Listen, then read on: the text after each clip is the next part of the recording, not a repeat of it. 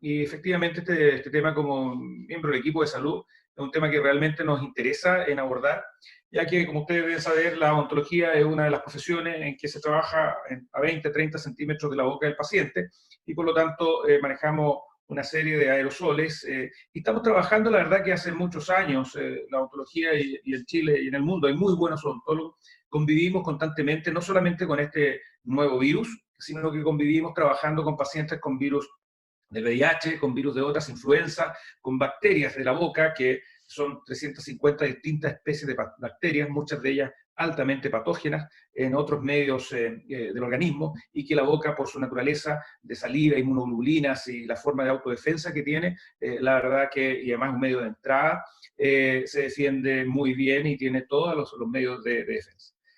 Por tanto, el tema de una pandemia como esta, con un virus, nosotros convivimos todos los días. La mirada de presentación que se las voy a dar yo es una especie de una segunda opinión, y donde tenemos que mirar nosotros desde otro punto de vista, como científicos, como clínicos, qué es lo que estamos viendo. Entiendo que la mirada que yo quizás le dé sea una mirada hoy día es minoría respecto a lo que dan un montón de expertos que hoy día aparecen, pero es una mirada válida, es una mirada lícita, y es como en todo lo que es ciencia es importante explorar. Perfecto. Entonces, bueno, la charla que nos convoca el CISO es cómo se llega haciendo dos preguntas centrales: cómo se llega a la inmunidad de rebaño y si es una exageración o no el mayor confinamiento. La inmunidad de rebaño, si eso no es una exageración, el mayor confinamiento va a implicar o no en esta respuesta si el confinamiento ayuda a lograr la inmunidad de rebaño. Y si estamos abiertos realmente, como les dije, a una segunda opinión. Por tanto, vamos a definir, como hay muchos participantes, vamos a hacer algunas precisiones respecto de qué depende enfermarse de una patología infectocontagiosa a modo de introducción. Acá hay presentes de distintas profesiones, así que es importante hacer esta precisión. ¿De qué depende? Depende primero de la virulencia de un microorganismo. La virulencia, creo que es el grado de patogenicidad, es decir, la cantidad de herramientas que tenga este microorganismo para poder entrar en el hospedero. Hospedero o paciente. Depende también de la dosis, es decir, dependiendo de la cepa o del tipo de microorganismo, va a haber una cantidad mínima de dosis infectiva o de cantidad de bacterias o de virus que tengan que estar presentes para provocar esta acción. Por lo tanto, la cantidad de microorganismos es lo importante. De la patogenicidad, que viene de la virulencia, que finalmente es la capacidad de enfermar al huésped, a paciente o al posible enfermo. También va a depender del sistema inmune del huésped, es decir, cómo la persona esté preparado inmunológicamente a una misma patógena, a una misma dosis, con una misma virulencia. Va a depender de cómo el huésped o el paciente o la persona esté preparado su sistema inmunológico. Y por eso ustedes han escuchado en las noticias que este virus ataca a los pacientes que están más inmunosuprimidos, o tienen inmunosupresión per se, o tienen de frente alguna enfermedad de base que hace que su sistema inmunológico esté más debilitado. Por lo tanto, eso es lo que llaman comúnmente las defensas.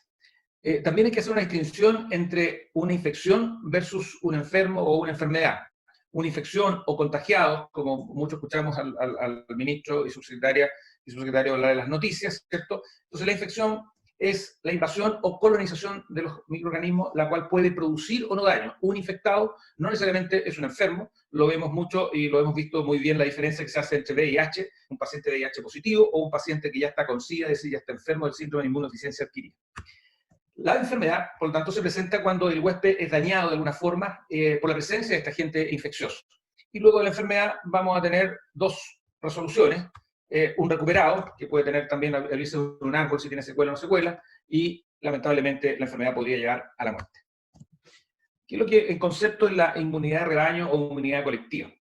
La inmunidad de rebaño es el crecimiento de una epidemia, se autolimita según va quedando menos personas susceptibles de ser contagiadas. Es decir, los microorganismos tienen menos clientes donde contagiarse, y por lo tanto, ¿quiénes van a limitar ese contagio? Van a ser los que ya adquirieron la enfermedad, ya sea de manera activa o inactiva. Entonces, por lo tanto, las personas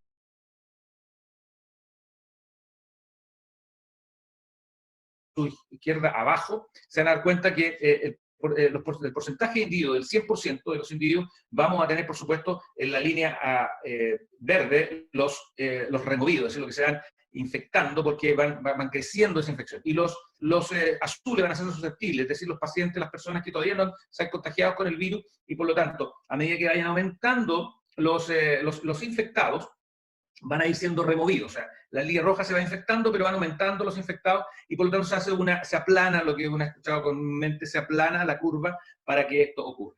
El tiempo y los días va a depender básicamente del tiempo de incubación del microorganismo y también de la población a la cual estemos haciendo. Este contagio que se va haciendo va a depender de una tasa de contagio que para el COVID-19 se ha calculado entre 2 y 2.5, es decir, cada individuo nuevo, un nuevo enfermo, un nuevo infectado, ya sea que esté enfermo o que no esté enfermo, o sea, infectado podría infectar a 2,5 personas más. Y cuando esto, como vamos a ver más adelante, cuando esto va aumentando, ya el virus no tiene tanto hospedero, porque hay otros que sí ya tienen la inmunidad y por lo tanto no va a poder infectarlo. Por lo tanto, va bajando esta tasa a las tasas que hoy día tiene más o menos la influenza, que es 1.3. Por lo tanto, una inmunidad de rebaño se va a comportar de manera distinta, y ¿qué es lo que espera la autoridad sanitaria? Va a esperar que esta curva de los pacientes que empiezan a contagiarse no se eleve de manera tal. En realidad a la autoridad sanitaria no es que le interese la curva se va a tener que elevar, le interesa que el porcentaje, dependiendo de la virulencia y la patogenicidad del microorganismo, en este caso del virus, no sea tan agresiva y colapse el sistema sanitario. Entonces, por ejemplo, hay un ejemplo, si hay con confinamiento severo al 6.º día, uno va a tener la línea roja que empieza a aplanarse la curva. Y con un confinamiento moderado, o sea, para aplicar confinamientos moderados, habría que hacerlo, según lo que dice la autoridad sanitaria, un poco antes para aplanar y a tener el mismo efecto de la curva. Por lo tanto, tanto como se hace en medicina, que la medicina tiene que hacerse de manera oportuna, porque si no, hacerlo bueno, correctamente, de manera oportuna. Si no hay oportunidad de los tratamientos, y también pasa en la epidemiología, evidentemente uno tiene que empezar después a apagar otros incendios. Y por lo tanto, el concepto del tiempo y la oportunidad. Pero también hay que considerar, bajo el viejo dicho, no se puede matar gallina de escopetazo. Es decir, tampoco se puede pretender que en salud se den una dosis de antibiótico tremenda, cuando todavía, por ejemplo, el antibiótico no sirve para el virus, evidentemente, pero como ejemplo, una dosis de antibiótico tremenda a un paciente que tiene una infección bacteriana en un momento que la infección no ha surgido de la manera que se... o un tremendo o poderoso antibiótico. Bueno, vamos de frente ahora haciendo estas precisiones. Vamos a respondernos si es una exageración el mayor confinamiento o no. Lo vamos a ver de 7 puntos de vista, desde la vida, la muerte y el miedo, desde cómo nos afecta a todos nosotros este coronavirus. Si se puede equivocar el especialista, un especialista experto, hay que hacerse esa pregunta hoy día. Estamos abiertos nosotros a una segunda opinión y a explorar unos horizontes de cómo esto se podría manejar. ¿Hay otras personas que estén dando una segunda opinión, expertos que estén dando otra opinión? ¿Qué opinan esos otros expertos? Y si confinar o no confinar es una medida buena o no es una medida buena. Y por último, si es necesario, una campaña para fortalecer el sistema inmunológico de los pacientes, ya que uno de los 4 tópicos para poder producir una enfermedad infectocontagiosa es el hospedero del paciente, y aquí un adelanto, y en mi opinión, uno de los temas más olvidados en esos 4 puntos, en esa mesa de 4 patas, es el sistema inmunológico, el fortalecer el sistema inmunológico de los pacientes. Voy a partir con esta especie de fábula que me llegó hace mucho tiempo cuando partió todo esto y que la compartió mucho. Dice, el labriego y la peste, se encuentra el labriego con la peste y le pregunta, ¿para dónde vas, peste? La peste le contesta, voy a Bagdad, a matar a 500 personas. Días después se vuelve a encontrar el labriego con la peste y le dice, peste, eres una peste mentirosa, me dijiste que ibas a Bagdad a matar a 500 personas y mataste a 5.000. Y la peste le responde, le dice, efectivamente yo maté a 500, los demás se murieron de miedo. Sabio fábula la leí justo cuando escuché un excelente virólogo argentino, el doctor Alfredo Miroli, y que él hablaba que para el caso de una peste hay que tener pero no un pánico, porque ese pánico va a matar más gente. Y un buenísimo ejemplo que pasó en la peste negra, cómo iban estos flagelantes que se iban golpeando porque creían que la peste era un castigo de Dios, y iban de pueblo en pueblo, y mientras se iban flagelando, finalmente lo que iban detrás de ellos iban las ratas, y por lo tanto las pulgas, iba todo el sistema de contaminación. Y esta flagelación que se hacía en el medio justamente por el miedo a contraer la peste y nosotros también hemos visto este peste sorpresivo para todos, en el momento en que el mensaje era quédate en casa en los primeros días, vimos supermercados llenos, atiborrados de gente, vimos consultorios al otro día llenos y atiborrados de adultos mayores para vacunarse, y eso, por supuesto, constituye un foco de contagio. Por lo tanto, en mi opinión, la pandemia del miedo, que se ocurre consecuentemente a una epidemia o una pandemia como esto, es un tema a desarrollar y es un factor en la salud humana que no hay que dejar de analizar. Y evidentemente, a quienes debemos proteger hoy día es que debemos proteger a los adultos mayores, a nuestros padres, a nuestros abuelos, porque efectivamente son los más desprotegidos por su sistema inmunológico, aunque, comillas, tengan una buena salud y una sana salud, a un sistema inmunológico que está deteriorado, y que un sistema físico que también puede estar deteriorado dependiendo de las condiciones que tengan los pacientes. Y aquí, por ejemplo, les presento a mi madre. Mi madre es una persona a la que hay que proteger. Pero también hay que tener en cuenta, y les cuento un poco más de la historia de ella. Ella tenía 88 años, falleció el año 2018. Y tenía un dicho que muchas personas en Chile lo tienen y en otros países también, es que está esperando pasar agosto. Y los españoles dicen que los viejos se mueren de catarros, de caídas y de cáncer. Y por tanto hay que tener claro, por más pena que nos dé, es que en algún momento tenemos un tiempo finito. Nosotros despedimos a nuestra madre con una gran alegría, con una gran pena, pero con una gran alegría porque no duró hasta mucho tiempo y se fue muy tranquila. Ella falleció finalmente, falleció porque tuvo una torsión intestinal, y esta torsión intestinal la llevó a una septicemia y por tanto a una falla multisistémica. Pero estaba en los últimos días de una influenza. Su parte de función dice que es una falla multisistémica producto de una torsión intestinal, y que se le dieron los cuidados paliativos constantemente mientras ella falleció, y al cuidado, por supuesto, de su familia. La pregunta que me hago y traigo acá a mi madre, porque efectivamente tenemos nosotros el riesgo de que nuestros padres, nuestros abuelos se mueran. El tema es que se mueren. Si mi madre le hubiese pasado esto ahora, la verdad que su parte de función habría sido de coronavirus. Entonces habría sido uno de los que contado más, si su influenza, en vez de influenza fuera coronavirus, estaría contada como coronavirus. Y en esto quiero ser muy preciso, como yo avalo y estoy de acuerdo con las informaciones como las da la autoridad sanitaria hoy día, y a veces el ministro, sé que lo trolean por redes sociales porque habla exactamente de lo mismo, de los cuidados paliativos, y da el detalle de las enfermedades que tienen los pacientes al contraer esta enfermedad. Porque efectivamente hoy día estamos contando mucho más muertes por coronavirus que lo que antes contamos en parte médico por muerte por influenza. Y es importante también para detallar la estadística. Para nosotros, nuestra madre murió por las razones que le acabo de decir. Efectivamente, habían habido otros inviernos que se había resfriado y por supuesto pasó agosto, como dicen los mayores, y por tanto es probable hacer. Bueno, para no extender un poco más con mi madre, tengo que decirle que hay un juicio de experto hoy día que tenemos, que es la OMS. La OMS define la salud como el bienestar físico, psíquico y social, y no solo la ausencia de enfermedad. Por lo tanto, este experto nos genera un montón de temas. La propia OMS, como experto, habla de las muertes a nivel mundial. Por ejemplo, el año 2016, acá está la referencia, la presentación, les voy a dejar referencias si después la que compartirlo, anfitriones, en las web donde están los artículos tanto de científicos como las 10 principales muertes en el mundo, enfermedades pulmonares obstructivas y vías respiratorias, 3 millones de personas. Por enfermedades cardíacas, 10 millones de personas. Esa es la cifra global. Es importante saber que las estimaciones de muertes por influenza que hace la propia OMS van entre 290.000 y 650.000 personas anualmente. Hoy día por coronavirus entiendo que llevamos cerca de 260.000, cambia todos los días, pero hay que también considerar cómo mueren los países ricos. Los países ricos mueren, como dice la medida, de enfermedades isquémicas al corazón, infartos cardíacos, y en sexto lugar de enfermedades respiratorias. Pero ¿cómo mueren las personas en países pobres? Mueren de infecciones respiratorias y enfermedades diarreicas. Es decir, hoy día estamos, y en mi opinión personal, estamos preocupados, y sí nos consideramos un país desarrollado a lo menos en vía de desarrollo, pero si comparándose con países pobres, los países pobres tienen un problema de infecciones respiratorias hoy. Hoy están muriendo de eso, y la verdad que ahí yo pienso que hay que hacerse la pregunta si estas medidas de contención que estamos tomando es porque hoy le afectó a una parte del mundo más adinerado o más acomodado enfermedades que normalmente le están ocurriendo a los países más pobres, y que nosotros, por no estar confinados, no nos habíamos preocupado que la gente se moría de esa manera y a esas tasas. Vean ustedes que las infecciones respiratorias tienen una tasa de mortalidad, por un poco la cifra, de cerca de 76 personas por cada 100.000 habitantes mueren en países pobres. Y nosotros en Santiago estamos, por ejemplo, en esta lámina en la comuna de La Pintana, haciendo confinación de casos por 82 casos activos por cada 100.000 habitantes. Se recuerdan que están los enfermos, los infectados, contagiados, enfermos y muertos.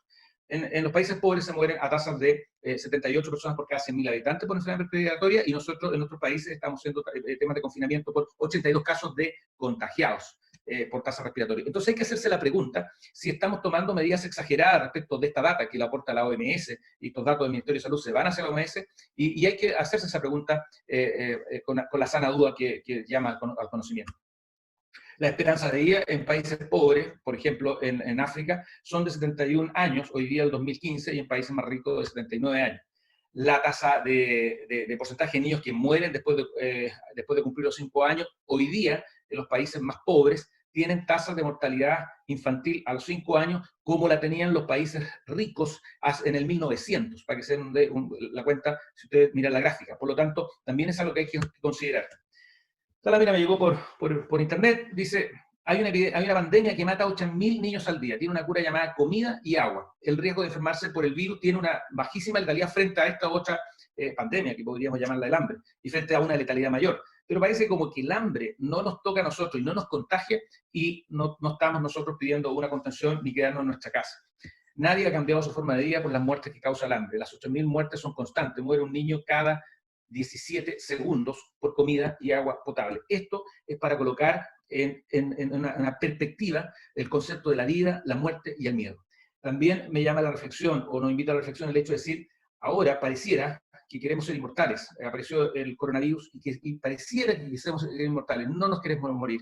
Y la verdad es que la gente se muere y nos vamos en un momento a morir. Ahora, evidentemente somos defensores de la vida y debemos mantener la vida. Pero para ser defensores de la vida, todos tenemos también que defender esta vida de este niño que está ahí en esta lámina. Pero fíjense que la OMS también está preocupada del hambre, porque en un documento muy amplio, de más de 150 páginas, además de mucha información, establece ahí que la seguridad alimentaria y la nutrición del mundo está metida en la OMS. Protegerse frente a la desaceleración del debilitamiento de la economía, porque esto va a provocar más hambre. Y es la OMS que también está, junto con la UNICEF, junto con la FAO y junto con la FIA, están también por proteger a los niños del hambre, porque también es un problema de salud real. Bueno, ¿cómo nos afecta el coronavirus? Nos afecta en lo físico, en lo mental, en lo social. ¿Cómo nos afecta en la salud? Y cómo nos afecta también extra a nosotros en lo valórico. Lo valórico es decir, hoy es importante salir al día, la economía puede esperar, y por lo tanto esos valores se toman también en lo político, y los políticos toman ese tema valórico para poder hacer acciones políticas, pero también nos afecta en lo económico. Y en la economía también hay muertes por pandemias, por la economía. Se establece que la crisis económica está vinculada a 260.000 muertes por cáncer, está vinculada al tema alimentario, como ya lo vimos, y al también tema de suicidio por esta mala economía. Hay una curva, que es la curva de Preston, que hace la relación entre Producto Interno Bruto y también tasas de esperanza de vida. Por lo tanto, no es trivial de que la economía no esté afectada en este tema. Los desempleados también están afectados en esto. Ahora, hay que preguntar si las enfermedades se detuvieron o no con el coronavirus, y no nos han detenido. La misma OMS establece que las enfermedades no transmisibles matan 41 millones de personas por año. Cada año mueren 15 millones de personas entre 30 y 69 años de edad. Más del 85% de las muertes prematuras ocurren en países de ingresos bajos y medios. Las enfermedades cardiovasculares constituyen la mayoría de las muertes por enfermedades no transmisibles. 17 millones al año seguidas del cáncer. En estos 4 grupos de enfermedades son responsables del 80% de las enfermedades. Por lo tanto, las enfermedades no han parado, y en eso la autoridad sanitaria ha dicho a volver a retomar los tratamientos impostergables. Cuando tenemos tratamientos impostergables, que nosotros, tanto en medicina como en ontología, si no lo hacemos hoy, lo que va a ocurrir es que se transforma en una urgencia, y eso es una emergencia. No todo es coronavirus tampoco. La organización sin fines de lucro, la fundación Stop TV, que es Paremos la Tuberculosis, dice que las medidas de confinamiento impuestas por la pandemia podrían provocar hasta 1,4 millones de muertes ligadas a la tuberculosis, pues la campaña y de tratamiento se vieron perturbadas. Y ellos mismos dicen que asimismo hay más de 2.500 niños que mueren cada día de neumonía y la infección bacteriana, y que se podría curar con medicinas eficaces y baratas, y cada año se podrían evitar más de 800 muertes por estos estudios. Entonces, la pregunta que tenemos que hacer: ¿se puede equivocar el experto? Sí, se puede equivocar el experto. ¿Qué es lo que ha dicho el experto y cómo se ha equivocado desde nuestro punto de vista? En la gripe aviar, que fue del 2004 al 2005, la ONU, a través de su personero, el doctor David Navarro, dijo por prensa que la gripe aviar iba a matar 150 millones de personas. Al otro día salió la OMS a aclarar el punto, porque pensó que era una exageración, y tira la cifra a 7.5, 7.4 millones de personas que podría matar la gripe aviar. la gripe aviar al 2007, perdón, tenía 175.000 personas muertas según los propios datos de la OMS que estaban en su página web, y algunas, por supuesto, los gráficos no los pude encontrar. ¿Se puede equivocar el especialista? Se puede equivocar. ¿Cuántos pueden morir? Bueno, la misma OMS en 2005 saca un comunicado, dice comunicación de brotes epidémicos, como dice este documento, para pandemias de gripe y manual de la OMS para periodistas. Y ahí establece toda una, y dice, el 5 al 15% de la población todos los años se va a contaminar de alguna gripe o influenza, y van a morir entre 250.000 y 500.000 víctimas mortales. Eso es básicamente. Ahora dice también, la OMS también en ese mismo documento establece, cuando le pregunta cuántas personas podrían morir en una pandemia, dice no sabemos. Entonces la OMS arregló seguido de decir no sabemos, donde está subrayado en los estudios, en modelos de población mundial, han proyectado que un mínimo, aproximadamente van a morir entre 2 a 7,4 millones de personas. Entonces la pregunta que tenemos que hacer, ¿nuestro experto sabe o no sabe? Nos dice que van a morir personas, por un lado, y por otro lado, cuando la respuesta dice cuántas personas van a morir, no sabemos. Pero sí no se sabe por qué la necesidad de aventurarse con una cifra para esto comunicar. ¿Y por qué se toma este documento? Porque gran parte de la pandemia que estamos teniendo es también un tema comunicacional, que es lo que comunicamos a nuestra población. Y todos sabemos que atendemos pacientes, que la forma de comunicar a un paciente para decirle lo que está pasando es muy importante para la acción del paciente. El escepticismo de las declaraciones oficiales, la OMS baja esta cifra 7.4.